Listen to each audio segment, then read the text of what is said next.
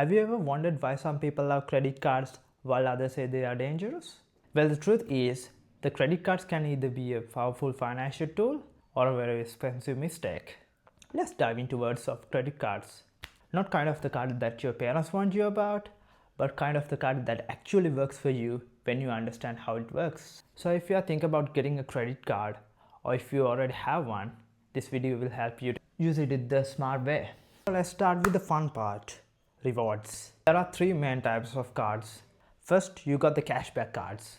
These give you a percentage of your spendings back as cash, usually 1 to 5% depending on the category such as groceries, gas, dining. Second, you got the points card. Every 100 or 200 you spend earns points as you can redeem for travel, merchandise or gift cards. Third, there are miles card. These are great if you travel.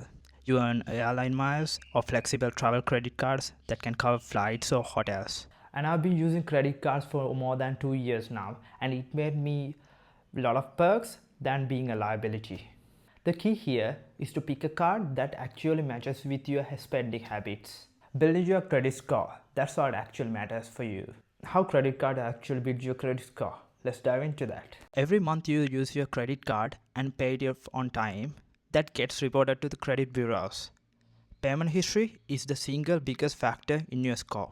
The second big factor is credit utilization. That's how much of your available credit you're actually using. Let's say that you have a limit of 100,000 and you're actually using 40,000 of it, that's 40%. That's the ideal amount that you have to maintain, or below than that.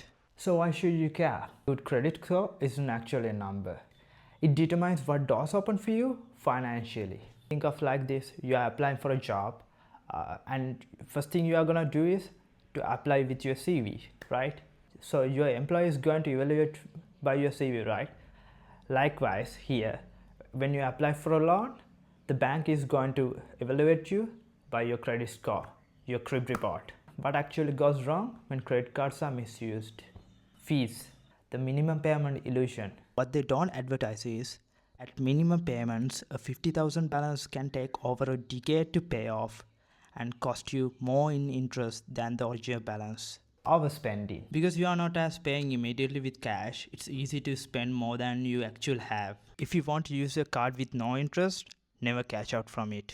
So credit cards can give you rewards, convenience, and helps to build your credit score. But if you misuse them, they can lead you to high fees and serious debt. So the key is discipline and responsibility. So used wisely, it's a financial tool. Used carelessly, it's a financial trap. If you think this is helpful, drop a like and subscribe. See you on the next one.